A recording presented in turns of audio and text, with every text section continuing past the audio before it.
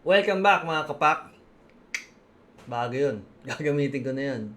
So today, pag-uusapan natin yung ginawa naming mid-range gaming PC na value build. So steady ka lang dyan.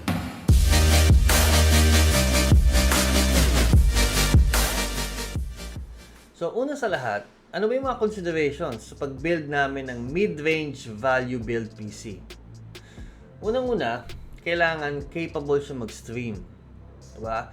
Ang kaibigan ko kasi, he wanted to have a PC to start mobile game streaming. By the way, if you're interested to see who that person is, I'm gonna leave links in the description to his channel. Number 2, kailangan within the budget of 20,000 to 35,000. So, yun yung pinaglalaban namin na budget. Number 3, kailangan merong RGB. Or, dapat may pasok namin within that budget. Number 4, we had to think about ano ba yung upgrade path, 'di ba? So within the next 3 to 5 years, dapat hindi na ganun ka-significant yung upgrade. Meaning, kung ano yung na-build namin, good na siya for at least 3 to 5 years. As always, I'm gonna leave links in the description for timestamps. So if you wanna jump to specific sections, you just go to the description and click the link that you want to go to. Okay, so now we'll talk about what choices of parts we ended up with and why. So here's a quick look with all the parts that we picked and the total for the budget. Alright, so inabot ng 36,000 for the whole build.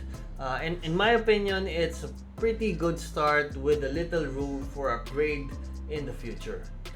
Now, let's go to the actual components and why we chose them. First thing we're gonna talk about is the processor. So, we went with a Ryzen 5 2600 processor. This has 6 cores and 12 threads. And this goes from 3.4 gigahertz to 3.9. So, we actually went with this because we decided to go with the build that has a CPU and a GPU. One of the options we had was to go with a processor that had an integrated graphics card. We could have saved around 9,000 pesos with that build. Pero ang problema kasi doon, if we decide to upgrade down the line, we'll put in a graphics card. Sayang yung processing power that we could have gotten if we went with this processor. Okay, so next one we're gonna talk about is the motherboard. For this one, we picked the ASRock B450 Steel Legend. Kaya ito yung pinili namin. This was the motherboard that had the lowest price with the RGB. Other options was Gigabyte Aorus. That one was 6,500. We went with this one and we decided to save 500. I think this is a good motherboard. It has RGB and it has a lot of options to add more RGB and pwede siya i-sync lahat in the future. Okay, next component we're gonna talk about is the storage. For this one, dito kami medyo nagtipid. Yung compromise na ginawa namin dito, we wanted to get a really fast storage for the boot drive with the intention of upgrading down the line. Right? So we got a ADATA XPG 256 gig SSD NVMe. Now, yung NVMe, importante yon kasi sa M.2 na form factor, you actually have other variants that are just SATA. So, when picking one, make sure you get the NVMe variant. So, bakit ito? Kasi ito na yung pasok sa budget namin. We spent around 2,500 for this. And down the line, if we decide to upgrade with a 1 terabyte hard drive, we could easily do that. Alright, next one we're gonna talk about is the power supply. Nothing fancy here. Actually, this one is just a I got the XTC Cougar 500 watts power supply.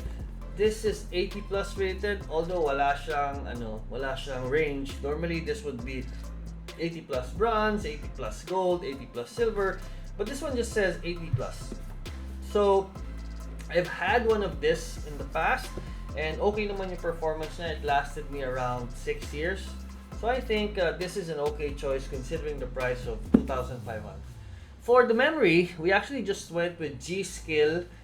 We picked two sticks of 3200, 8 gigs each, total 16 gigs of memory, so that we can use the dual channel memory. Wala siyang RGB kasi masyadong mataas yung talon from a non-RGB memory to an RGB. We got this one for 3,800 and some change. Yung kasunod na niya na may RGB is around 5,000. So this is where we thought, okay, tipid muna tayo dito, and down the line if we want to add memory with RGB, we can easily do that.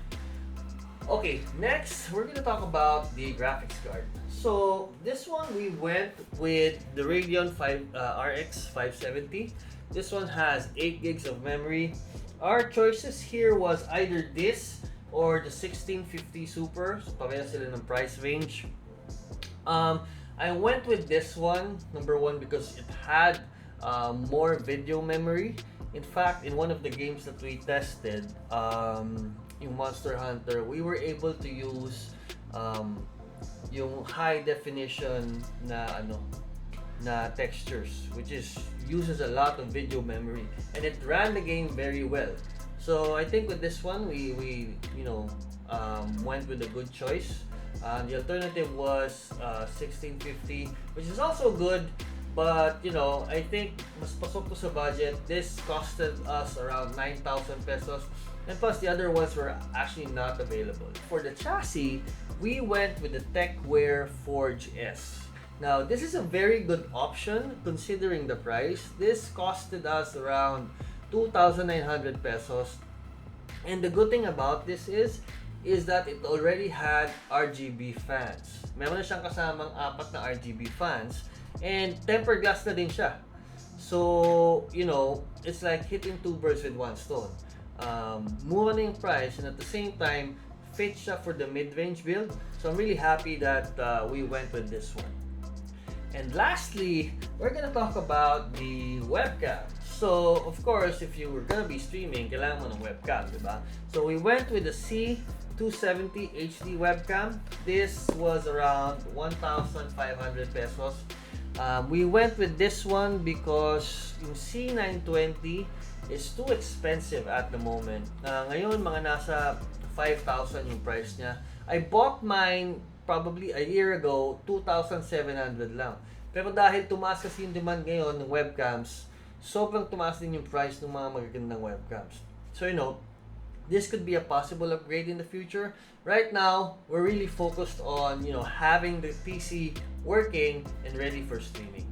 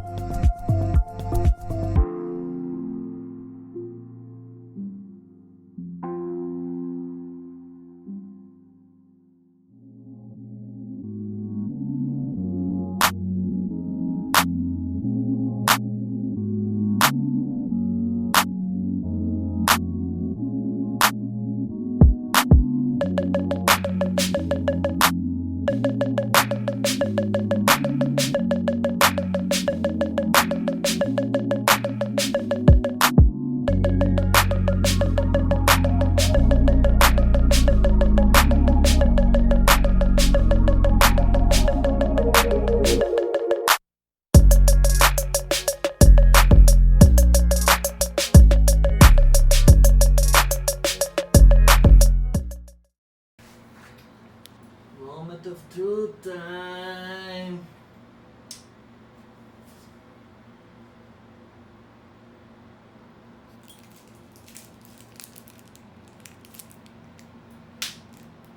Come on!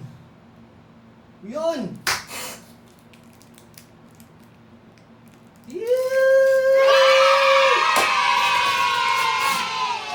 Ayos, sir!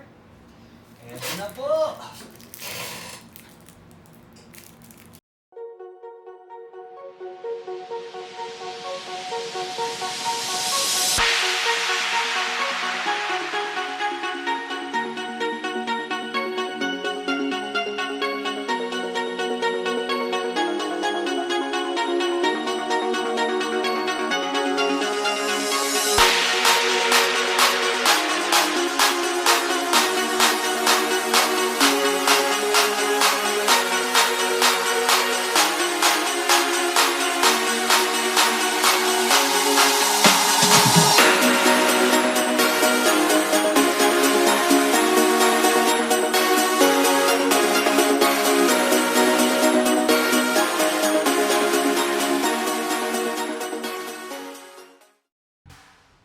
Alright, so now let's talk about the benchmarks. I've tested the system with 3 graphics cards. These are the ones that I have. Yung RX 570 is the one that I actually bought. We bought for the system. In 1660 Ti, that's the one I use for my streaming PC. RTX 2060 is for my gaming PC. Obviously, yung RTX 2060, siya yung pinakamalakas, no? Well above 100 frames on the first 2 games, Rise of the Tomb Raider tsaka Monster Hunter, and above 60 frames dun sa Assassin's Creed.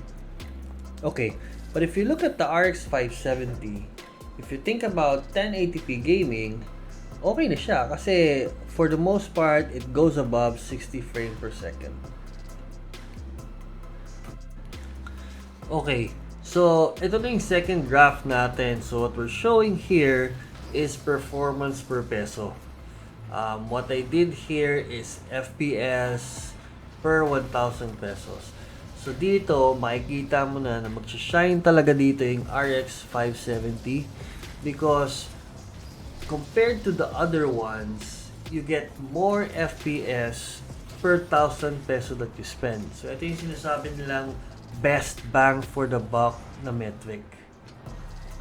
Okay, so just to expound further, for the RX 5070, you spend 9,000 pesos.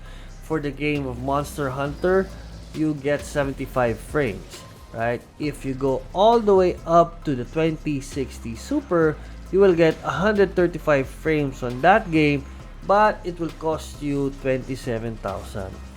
So while you get 80% performance increase going all the way up to the 2060 Super, yung price increase naman is 200%.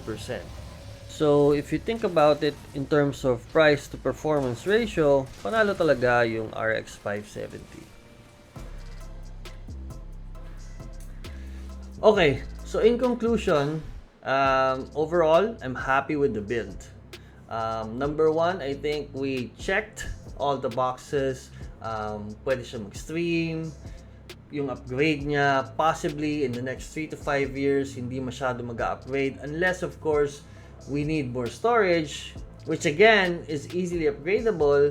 And I think overall, for what we intended to do with it, it checks all the boxes. So I'm really happy with how this turned out. And I hope JJ, if you're watching, I hope you're happy too, man. This was a really good build, at least for me. So smash the like button if you like the video. Don't forget to subscribe, and I'll see you on the next one.